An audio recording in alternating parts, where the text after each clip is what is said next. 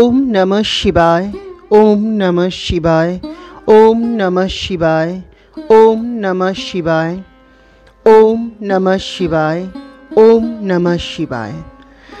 नमस्कार बंधुरा, आपनादेरके स्वागत आमार এই চ্যানেল স্পিরিচুয়াল আধ্যাত্মিক ব্লকে। যারা আমার চ্যানেলে নতুন বন্ধু সেসব বন্ধুদের উদ্দেশ্যে বলছি, যদি আপনাদের আমার এই চ্যানেলটি ভালো লেগে থাকে তো প্লিজ লাইক, শেয়ার, সাবস্ক্রাইব করার রিকোয়েস্ট রইল। মহাশিবরাত্রি আগত। আজকে আমরা মহাশিবরাত্রির দিনে জপ করার এমন একটি মন্ত্র জানব, যা জপের মাধ্যমে আমরা দেবাদিদেব মহাদেবের আশীর্বাদ প্রাপ্ত হতে পারি।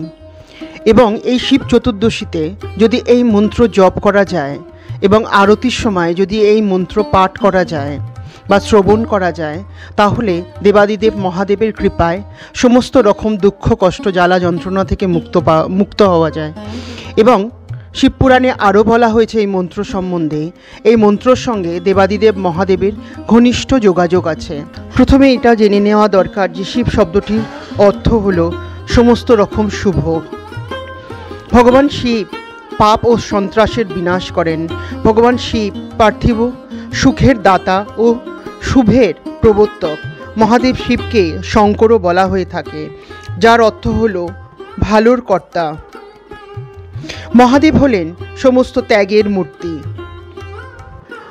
আর এই মন্ত্রটি দেবাদিদেব শিবের সাথে সম্পর্কিত একটি প্রাচীন সংস্কৃত শ্লোক, এবং এই মন্ত্রটি শিব যজুর মন্ত্র নামেও পরিচিত। 4টি বেদের মধ্যে যজুর্বেদে এই মন্ত্রটি পাওয়া যায়। এখন আমি এই মন্ত্রটি পাঠ করব এবং তারপর এর বাংলা বঙ্গানুবাদ করে দেব। আপনাদের যদি ভালো লাগে তো আপনারা মন্ত্রটি জপ করতে পারেন, নিশ্চয়ই উপকার পাবেন। কারণ পুরাণ কখনো তো মিথ্যা কথা বলে না। হিন্দু সনাতন ধর্মের মানুষরা সবাই পুরাণ বিশ্বাস করেন, আমরাও তার ব্যতিক্রম নই। কর্পূর গৌরাঙ্গম করণাবতারম সংসারম ভুজগেন্দ্র হারম সদা বসন্তম হৃদয়রবিন্দে ভবাম ভবানী সৈতং নমামি। কর্পূর গৌরাঙ্গম করণাবতারম সংসারম ভুজগেন্দ্র হারম সদা বসন্তম হৃদয়রবিন্দে ভবাম ভবানী সৈতং নমামি। এটি হল ভগবান শিবের এক মহামন্ত্র। এর বাংলা অনুবাদ হচ্ছে কর্পূর গৌরাঙ্গম। এর মানে হল যিনি কর্পূরের মতো সাদা এবং খাঁটি। করুণাবতারম এর মানে হল যিনি একাগ্রতা ও যিনি করুণার মূর্ত প্রতীক। সংসারম মহাবিশ্বের প্রকৃত আত্মা যিনি। ভুজগেন্দ্র হারম যিনি সর্পরাজকে নিজের গলায় ধারণ করেছিলেন। সদা বসন্তম হৃদয়রবিন্দে যিনি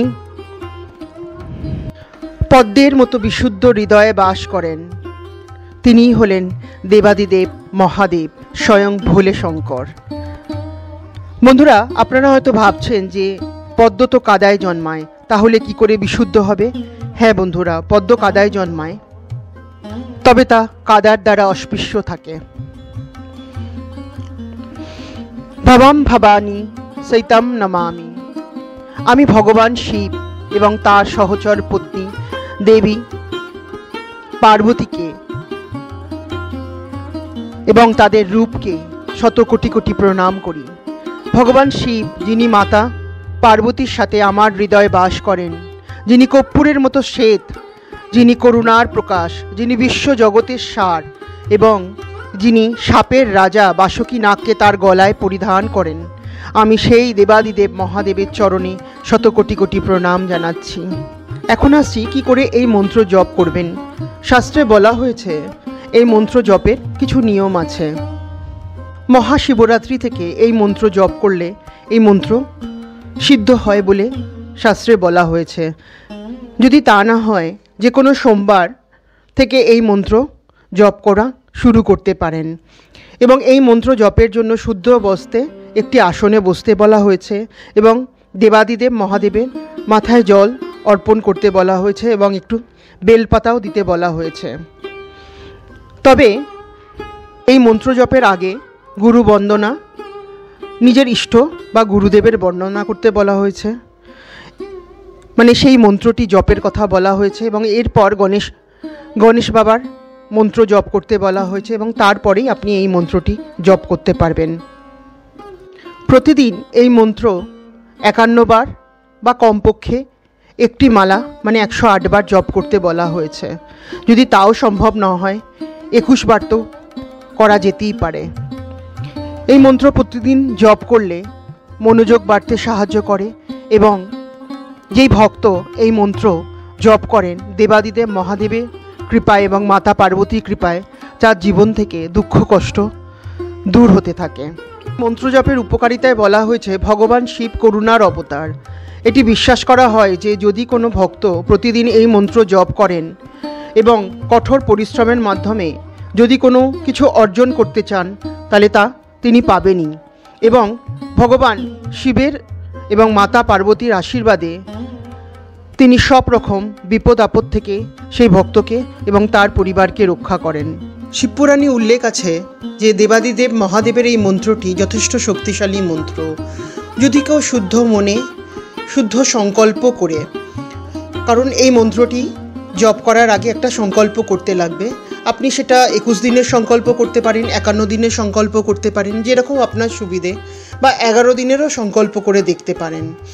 সংকল্প করে যদি এই মন্ত্রটি 21 বার, 51 বার বা 108 বার মালা জপ করতে পারেন বা রোজ দেবাদিদেব মহাদেবের সামনে জলাভিষেক করে আপনি যদি এই মন্ত্রটি পাঠ করতে পারেন তাহলেও এই মন্ত্রের শক্তিশালী প্রভাব এই মন্ত্রের প্রভাব দেখতে পাওয়া যায়।